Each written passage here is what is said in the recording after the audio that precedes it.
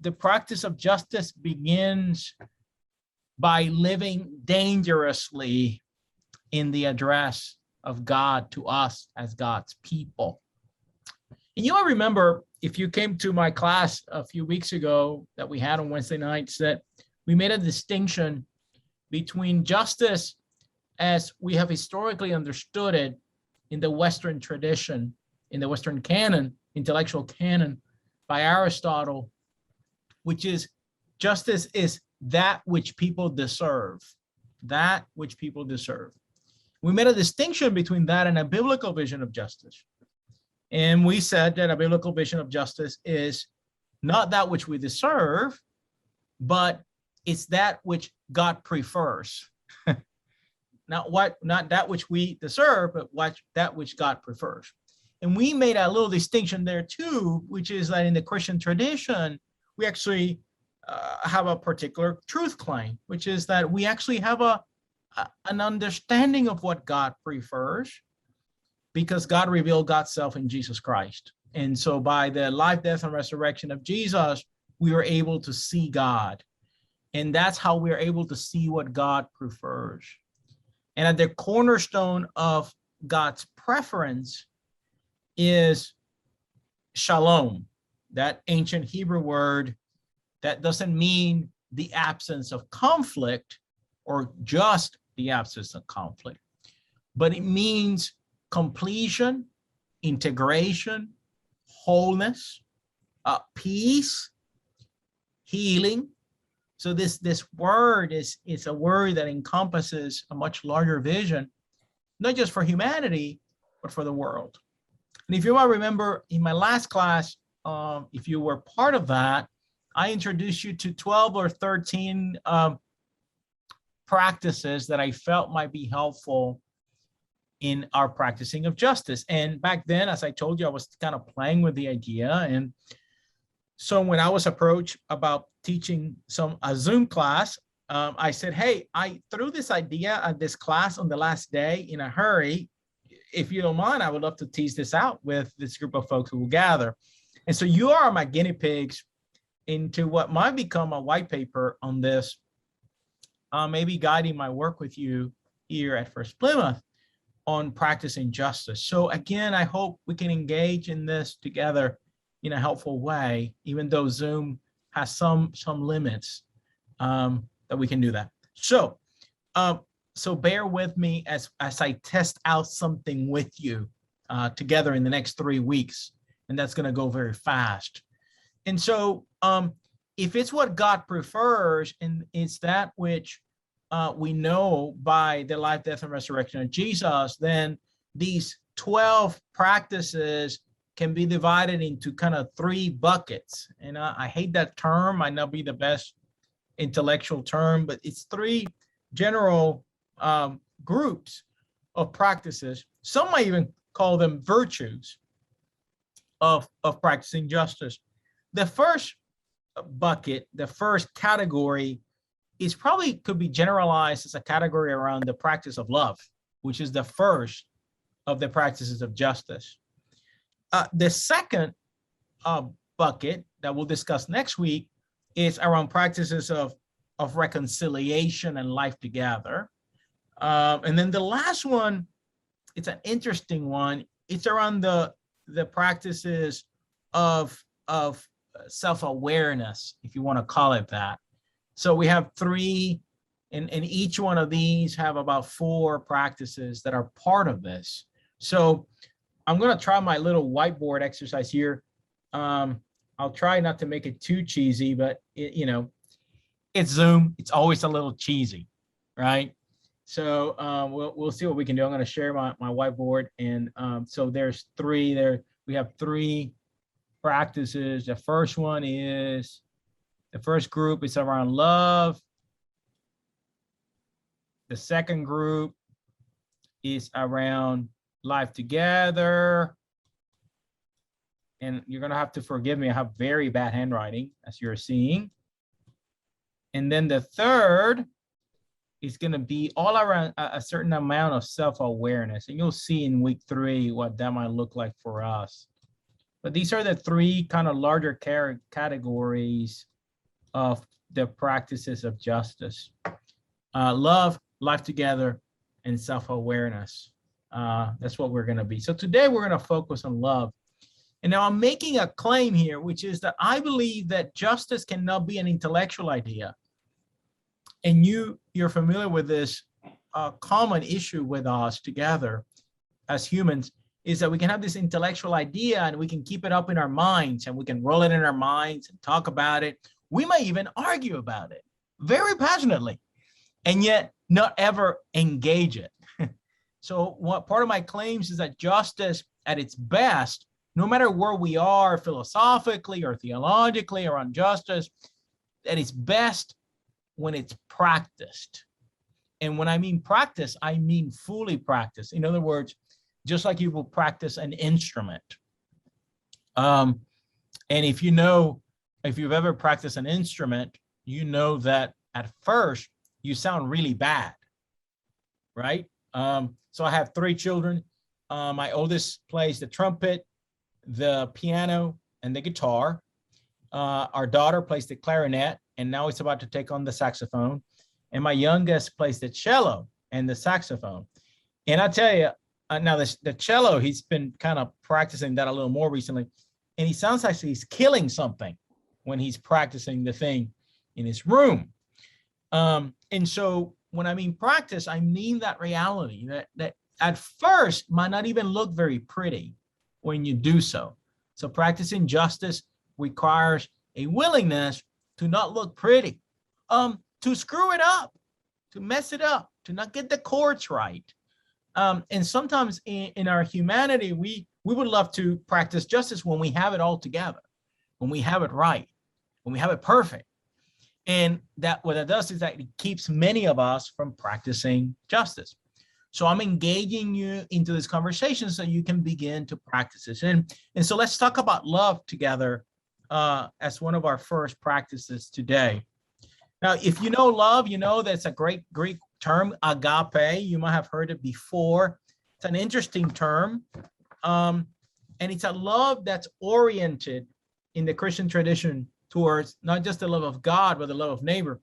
And if you remember, if you follow this idea of the life and death and resurrection of Jesus, this love is a love that Jesus himself told us is about loving ourselves. You shall love your neighbor as yourself. So often I wonder with those folk who don't seem to be very loving towards others, I'm wondering, maybe at the core of their struggle is that they don't love themselves. There's a jarring nature to their love of self. So you love yourself, you love another, you love one another. This is something that the gospel according to John, especially chapter 13, reminds us of: loving one another, loving one another. It's also about love of neighbor. And neighbor is not just that one who is most proximate to you. Neighbor is, as Jesus told us, often always includes a stranger, the one along the way that we encounter. And then lastly, and most difficultly, Jesus told us to love enemy. And that's in Matthew 5, which is fascinating that it's part of the conversation in the Sermon on the Mount. And it's interesting because it's right here in a verse that includes the idea of being salt and light. So if you read the Beatitudes, and then after the Beatitudes, you continue reading, Jesus says in verse 13 of Matthew 5, you are the salt of the earth, but if salt has lost its taste, how can its saltiness be restored? It is no longer good for anything, but is thrown out and trampled underfoot. And remember that salt in the first century was used to preserve things, right? You are the light of the world. A city built on a hill cannot be hid. No one, after lighting a lamp, puts it under the bushel basket, but on the lampstand, and it gives light to all in the house. In the same way, let your light shine before others, so that they may see your good works and give glory to your Father in heaven. So at the cornerstone of this idea of loving God and loving neighbor and loving enemy is the idea of being the light of the world, being the salt. In other words, not just covering the basics, but going beyond the basics into a deeper love of God and neighbor. And so love is the key posture of the Christian life. And in fact, in 1 Corinthians 13, if you go there, you see that Paul actually gives us a definition of that love. And if you go there, although we hear it often in weddings, it doesn't really belong in weddings. I mean, it's fine if you want to read it at your wedding, but it really belongs in a constant reminder of us as followers of Jesus about what this love of God and neighbor looks like, and even enemy. That it's not jealous, arrogant, or rude. I mean, it's really a deeper understanding of love. And so love is the primary way, it's the primary practice of justice.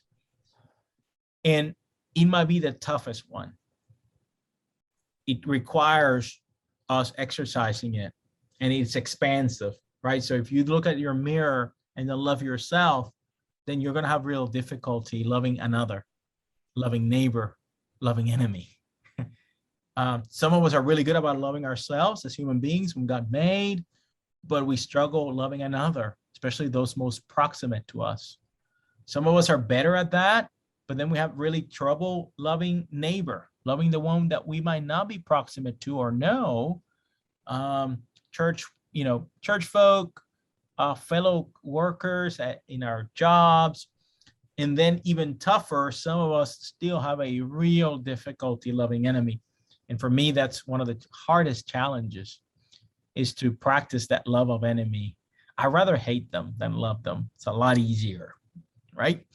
So love is the first posture, first practice of justice.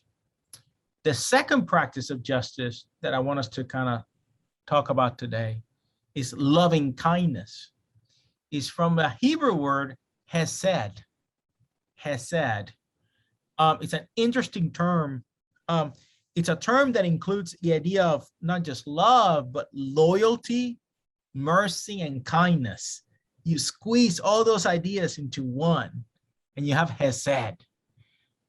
In Spanish, is an interesting word. It's misericordia. And if you know a little Latin, you know that it speaks, misericordia speaks of the heart, that which moves the heart, right? That which makes the heart grieve. So loving kindness is that which moves the heart, makes the heart soft, and really has this impact, this deep soul impact in our hearts and lives. So this is loving kindness goes beyond living up to the expectations that we have of care for the other, especially the expectations based upon proximity or kinship, and extends the idea of care and kindness beyond the typical ways that we understand them. This is back to that great chapter where Jesus tells us that if someone asks you for your cloak, to give them your shirt also. If someone asks you to walk 1 mile, walk 2. If someone slaps you on one cheek, give them the other, right? It's like Jesus is reminding us that the baseline is being moved for those of us who follow Jesus. So loving kindness as a practice of justice begins to extend the way we would respond in kinship towards all humans that we encounter along life's way. And part of the practice of justice is not just to extend it to humans, but also to extend it to all of creation, the whole created order. So often animal lovers will tell us that you can tell a lot about a person by the way they treat animals. And some of you who are animal lovers might I have 2 cats and a dog at the house, and they're beloved members of our family. So if you think about that, animals, but also creation itself, the earth that we love and care for. So that idea of loving kindness is a way in which we extend this idea of love, agape, perfect love, beyond that which is maybe natural for so many of us. And one of the interesting aspects of Hesed that you might want to remember is that Hesed is always abundant. In other words, there's no scarcity of Hesed. And in our culture, we often think about these issues in a way where it almost seems like there is a limit. There's only so much love or so much kindness that we can share. And if we overuse it, then we run out. And so Hesed invites us to get this agape that we are called to, but to recognize that it never ends. In some ways, actually, one of the interesting things about Hesed in practice is that it's generative. It's truly generative. You might have had this experience before. This idea of kind of, as Romans 12 reminds us sometimes, to kind of kill them with kindness, right? That even when we're receiving anger and receiving struggle, that we might continue to be kind. It doesn't mean you're a doormat. That's not what it means, but it means that in the way our posture is one of love and kindness. And sometimes it can become quite generative in our relationships. We might try that a little bit. Long ago, I had a situation in a congregation I was serving where the person was very angry at me, and was screaming. I mean, like yelling in my face about this issue that they were disagreeing with me about. And although I wanted to scream back, right? Isn't that our natural response? To scream back and to make my point and to make it louder, bigger. Within me, I began to soften, kind of slow down my heart rate and soften my voice. And the softer I spoke, the more crisply I spoke, I saw this person soften their posture towards me and actually matched how I was speaking to them. We've learned a lot, especially from those mental health professionals who deal with people who are in a trauma response, that this actually is part of treatment with others, right? We help regulate the other in those ways. But we start with how we regulate ourselves. So loving kindness has that possibility if we practice it together. So that's the second practice of justice after love. The third practice of justice that I want to share with you, the last two are going to take a little more time today. So, and I'm thankful to this, Dr. Donna Hicks wrote a great book called Dignity. And so her ideas have really shaped my thought on this. So the next practice of justice is dignity, what I call dignity affirmation. And so I want to share with you what she talks about here, about her definition of dignity. And then I'm going to share with you a little bit more about how we in the biblical vision think about this.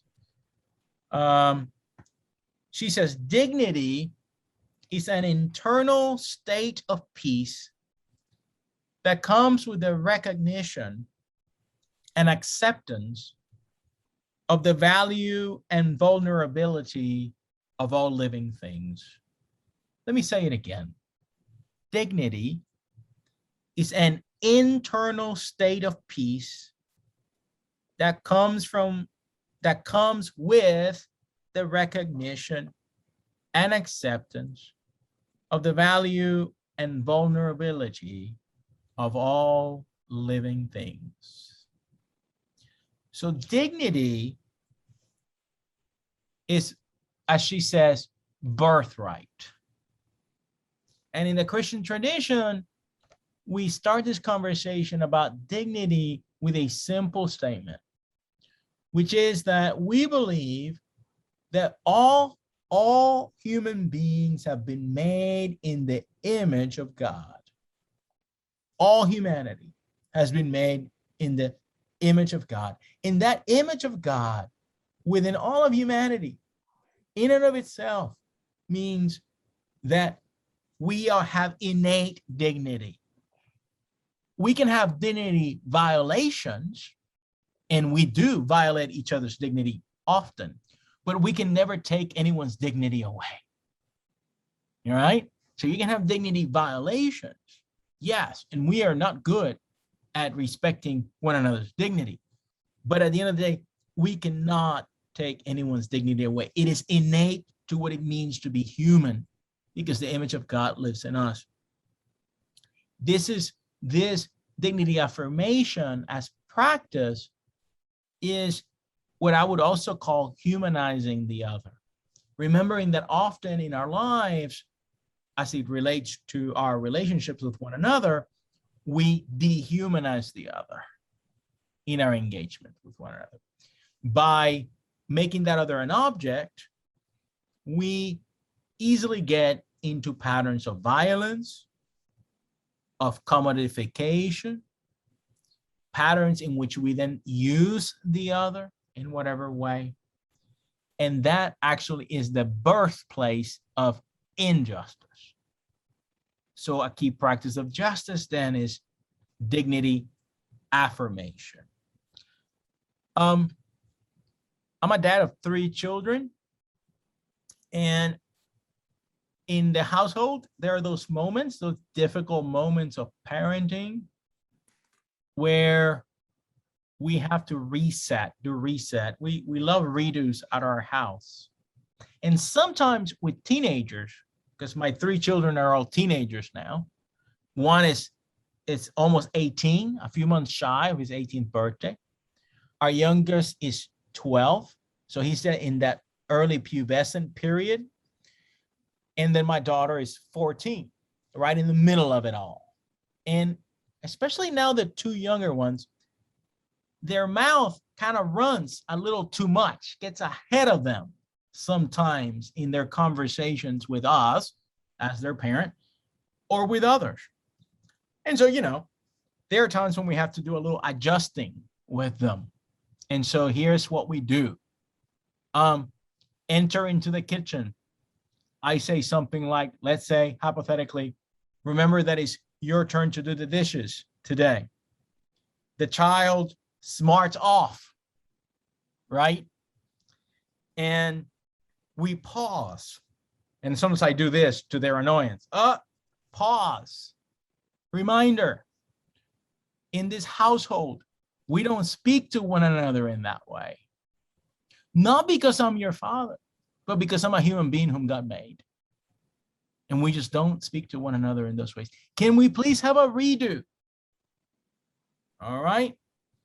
And I can tell you, since we began doing redos about a decade ago, it's really helped our life together as a family, because that's the reminder. So what am I doing in that moment? I am affirming their dignity, right, in their agency to behave in a different way. But I'm also inviting them into a new relationship. So we redo. So I'm the annoying parent who makes them actually go back out of the kitchen and enter again. And I say the same thing again. Hey, it's your turn to do the dishes today. And now the response is, and I can tell you, 9 times out of 10, the redo goes really well. Sometimes we got to do it twice because the tone's not quite there yet. The tone sometimes is still dehumanizing. It's still a little, dad is dumb. Dad is stupid. Because, if you've had teenagers, you know that adults are just stupid. And so imagine that idea of redo and dignity affirmation in your encounters with others. And how then that begins to pave the way to a more just community. So Dr. Donna Hicks invites us into a process of dignity affirmation. And that allows us to encounter difference in very, very different ways. So think about that idea as we move forward together. And the idea then using that dignity affirmation to humanize the other might open our pathway to be able to deal with difference. And God knows that in these days, we desperately need to learn to deal with one another across difference, because we're struggling. We really are struggling. We name call, we throw dirt at one another, we make assumptions about the other, we create our own narratives, straw man arguments. We fail to see the other as a fellow human, and then it brings all this, not just negativity, but really in some cases violence. It brings violence, because that's what a dehumanizing cycle does for us. So practice dignity affirmation with yourself. And that's one of the interesting invitations from Dr. Hicks, is that often the dehumanizing impetus actually begins with us dehumanizing ourselves. Sometimes we rob ourselves of our own agency in behaving differently. Remember that anytime you claim not to have agency, you're basically claiming you're kind of an automaton, right? And part of a key aspect of humanity is that we have agency, and so we can behave differently. And then also towards the other, especially humanizing the other, which you have disagreement with, whether that's philosophically, theologically, whether that's in your perspectives about life and the world. Because the reality of it is that we're all human, and so none of us agree with one another 100%. That's an impossible. Heck, I got to tell you, I don't agree with myself 50% of the time. I read back to some of my writings in my early pastoral life, or even 5 years ago, and I go, no, I don't agree with that anymore. I disagree with myself, right? And so dignity affirmation, the more you practice it, especially when you have those moments of encounter with another that is different than you are. So that's something for us to think about. And then the last of the practices of justice for this first set is a practice called solidarity. And there I want to introduce you to a Spanish term. Again, I'm a native speaker of Spanish, although I learned English when I came to the States. I was almost 14, a few months shy of my 14th birthday. It took me about a year to really learn the language when I arrived. English is a technical language. And at times there's still moments where the word that I kind of want to use is in Spanish. And so today, this is one of those moments. So I'm gonna share with you a word. I'm gonna write it here in my little whiteboard. It's acompañamiento. Acompaña. That's that ñ if you've taken Spanish. Acompañamiento.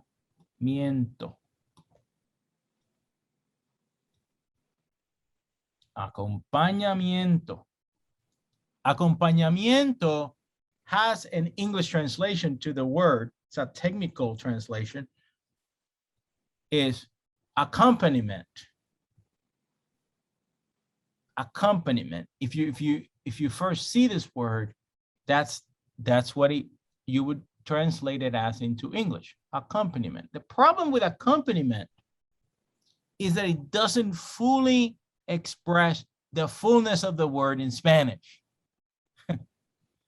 This happens in other languages. Greek, for example, that has a number of about 7 different terms to translate the one word we have for love has 7 different ways of expressing that one word. And in fact, I would say love in English is deficient because it doesn't have the expansive meaning that the variety of Greek definitions or words for love might bring. Even in Spanish, we have about 3 terms that can speak to love as we understand it. So acompañamiento in Spanish means to come alongside the other in a fully invested kind of way. The way I'd like to describe it for English speakers is you come alongside the other. I mean, shoulder to shoulder.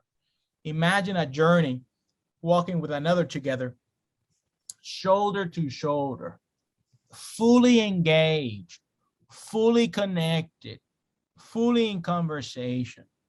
That's the best, more full definition of acompañamiento that I can give you.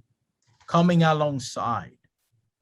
It's a way of being with the other that fosters attention, mutuality, sustained dignity, empathy, and courage.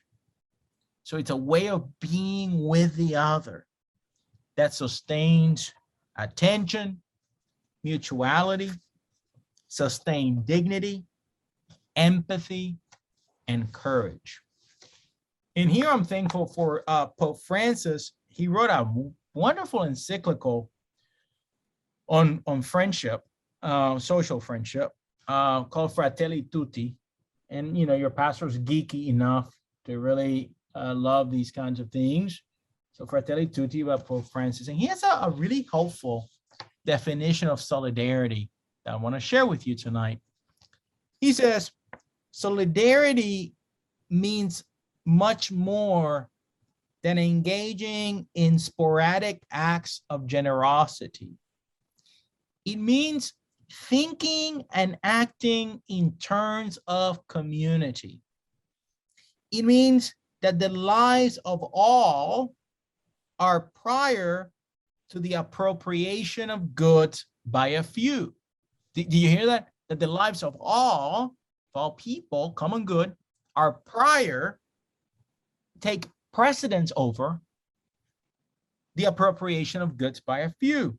It also means combating the structural causes of poverty, inequality, the lack of work, land, and housing, the denial of social and labor rights. It means confronting the destructive effects of the empire of money. Solidarity, understood in its most profound meaning, is a way of making history. And this is what popular movements are doing. He says that solidarity finds concrete expression in service, caring for vulnerability, for the vulnerable members of our families, our societies, and our people. It's about humans setting aside their own wishes and desires, their pursuit of power, before the concrete gaze of those who are most vulnerable. He says, this kind of way of being in the world, and I love this, probably my favorite part of this quote, looks to their faces, touches their flesh, senses their closeness, and even in some cases, suffers that closeness and tries to help them. So solidarity is not just, it's coming alongside in a fully human way and living, kind of putting on the skin of those most vulnerable around us. Could it be, just to play a little kind of theology with you today, that that's part of what Jesus did? God becoming flesh, becoming one of us, God showing solidarity with humanity. And there's a little bit there, if this was a class on theology of salvation, for example, I would love to kind of invite you to consider a different way of looking at the cross as a sign of solidarity with those who struggle, with those who are victims, with those who are on the margins, with those who are tortured and oppressed by the powerful forces of society, right? So God's self gave us an example of this solidarity that Pope Francis invites us into. And I believe that this practice of solidarity is one that is desperately needed by the church in every way, so that we can then be agents of justice in the world. There seems to me to be a gap between our everyday experience as God's people who gather together for worship and who have this identity as a people called, in our case, First-Plymouth, whatever the name of the church is, and in this way of being alongside. At times, I actually struggle into wonder, do our buildings propel us into the world to be in solidarity with neighbor, or do our buildings create these walls that protect us from the hungers, the needs, the struggle of the communities that we were sent to serve, right? So that's an inner tension for your pastor. Often when I stand before you to proclaim good news, I just wonder whether I am effective at helping each of you be sent out in Jesus' name to practice solidarity with those who would be easily forgotten. And I would say that this practice of solidarity of this first set of practices of justice might be the most difficult, and yet might just be the most important. Because I think that most Christians would agree with love, with loving kindness, and even with dignity affirmation, right? I think most followers of Jesus would just nod and go, well, of course, like Pastor One, tonight you're preaching to the choir. But I'm wondering if this idea of solidarity might just be the most difficult of this first set, and the one that's going to require some conversation together, some more practice, some more encouragement as we go about this work. So we have about 20 minutes. And since there's only about 16 of us on this call, I'm going to do something crazy. And I'm going to see if we can have a conversation about this solidarity piece together. Now, be patient with each other. There's a little delay on Zoom, so just give it that extra second. But let's talk about solidarity together, because I think there's something there that we need to kind of think about together as we kind of wrap up tonight. So what have you heard so far? And then what do you think about solidarity? Anyone, unmute and talk.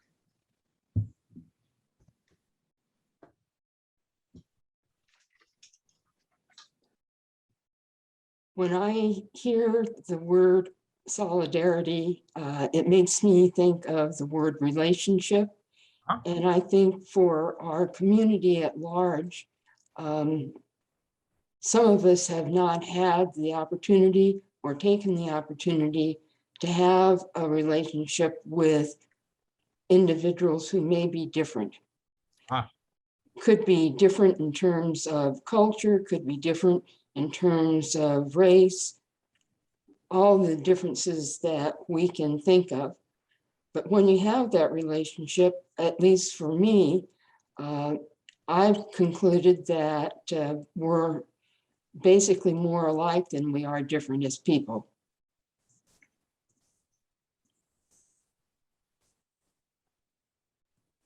So we know, for example, that most like if you took like racial relationships, for example, the majority, something like 90% of white Americans only have friendship and relationship with white Americans, right? They don't have friendships across race or ethnic lines.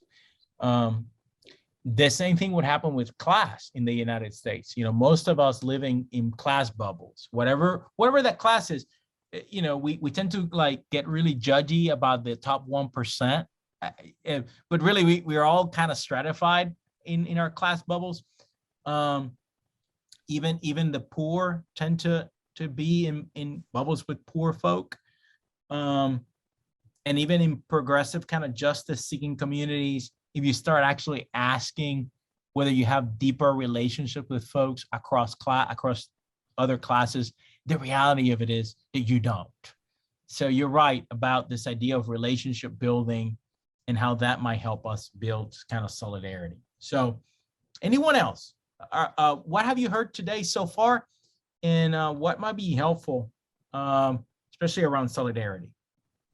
I think this is Tim, and I think Sherry's right in terms of the relationship, and the church needs to consider how it provides opportunity for us to become in relationship with people.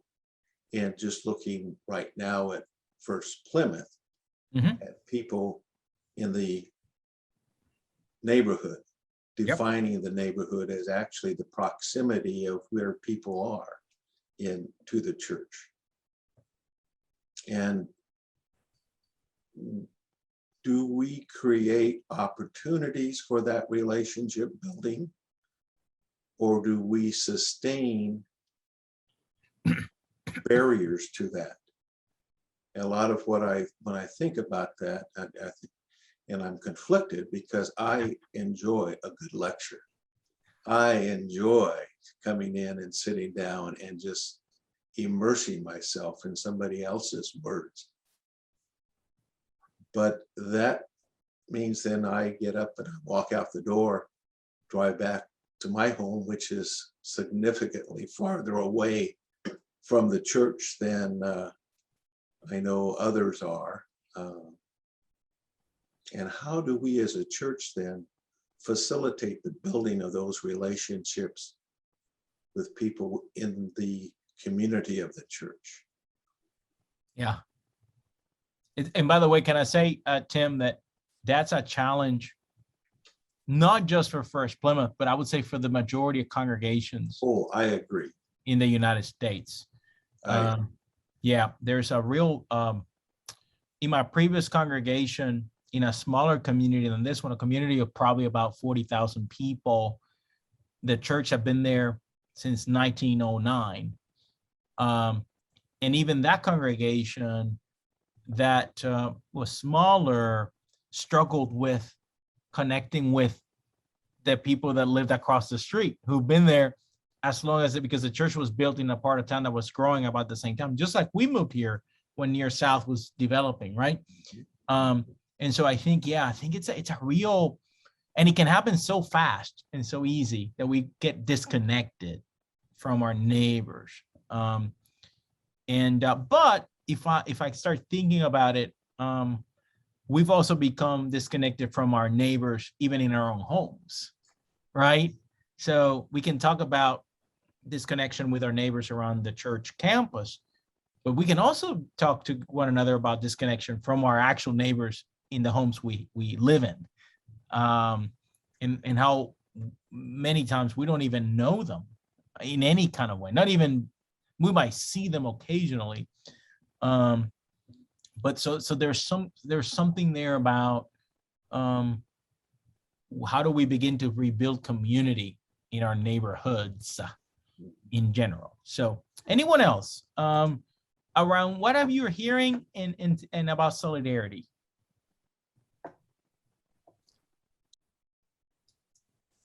Bethany, you talked about how do you introduce yourself to your neighbors. I've struggled with that too. So we're new, right, to Lincoln, and we live here in Near South, and I walk to work. And I'm kind of the cheesy neighbor who's now kind of going, hey, neighbor. And I go introduce myself. And I'm finding people are at first, they're a little like, who are you? And why are you meeting me? And it's not just, I am a little bit of a ham naturally. but I would say that actually that's pushing me too, because I'm actually very private. And so the other day, our neighbor next to us, we have seen lights in the house a few times. So we knew that they either were ghosts or there was a human that lived next to us. And we saw the neighbor come down. It's an older man who lives alone. And so we actually went and met him. And it's fascinating. We introduced ourselves in the house, and, we just bought here, moved here. But pretty quickly we got into this conversation. Like, he lost his wife a few years ago. His children live away. And so he's kind of alone. And so we've begun to think, wait a minute, don't we have a duty as neighbors to this gentleman? He's alone. So we begun to think together about knocking on the door maybe at least once every other day and just saying hello, not asking for anything, not coming in the house, but just saying, I see you. I know you exist. Is there anything you need? So it's made us think again, like you were saying, like, is it baked goods? Is it like flowers or a pot, flower pot? I don't know. It's hard. It's really hard. Anyways, anyone else around what we've talked tonight, the practices of love, loving kindness, dignity, affirmation, solidarity, and then about something proper. I chuckled because when you said sharing pot, in certain neighborhoods, that would be very much a very neighborly thing to do. Yes. Yes. It's like gathering around a cold one in the summer heat in the neighborhood I grew up in. That was very common. So, all right. Anyone else? What you thinking about? I just wanted to add, I totally get what you're saying about not knowing your neighbors, because I knew that the neighbors across the street were selling their house, and that there had been a sold sign, but now I never saw anyone move out or move in, but now there are just different cars in the driveway. And so I'm inferring that they're already there, but I was trying to decide, do I wait a bit and make sure, or do I go over and knock on the door? It would be funny, like, to go knock on the door and say, hello, I'm such and such. I don't know if you're new or not, but I haven't met you. So I would like to meet you. Yeah, that's so true. Anyone else about the time tonight? Anything you've heard, or especially around solidarity? I'm really curious about what that's stirring in you. Well, this is Lori. I don't know that I can answer your question around solidarity. I was kind of going back to love. And how we're supposed to love our enemies as ourselves. I always get worried about that a little bit, just because there's so many people in the world who don't love themselves. And you kind of alluded to that a little bit of, can they love people if they don't love themselves? And it just seems like these days we have so many people who don't really love themselves. And I guess that's a concern of mine too, is what do we do about that? I think a lot about that too, Lori. I especially often don't want the loving of enemy. Loving enemy does not mean you hang out with enemy, or that you put yourself in harm's way with enemy. I think that's the other little distinction we tend to not make clear often. I guess in 2 weeks, next week, we'll talk about reconciliation. And one of the key aspects of reconciliation is that we must let go. And sometimes that means that you can love someone and not be in daily relationship with them, right? I think that loving enemy is one of those pieces. I think the other is that saying that's pretty cliche now and cheesy, maybe even, that comes to us from the recovery community that says, hurting people hurt people. That is so real.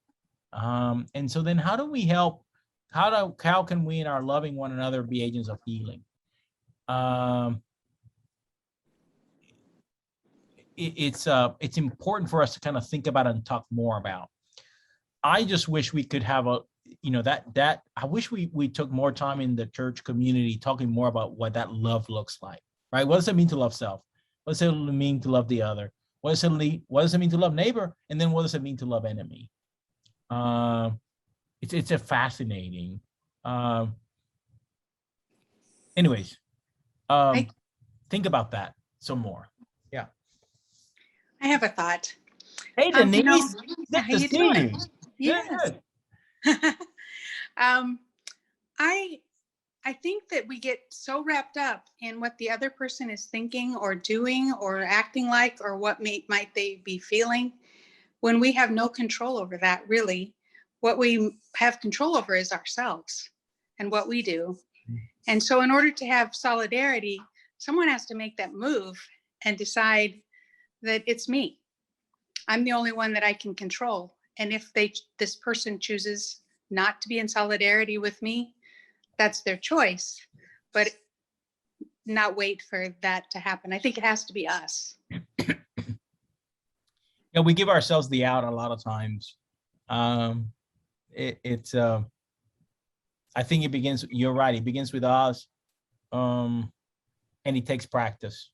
And we're going to talk about that in a few weeks. It also takes community, which is another aspect of this that we're discussing.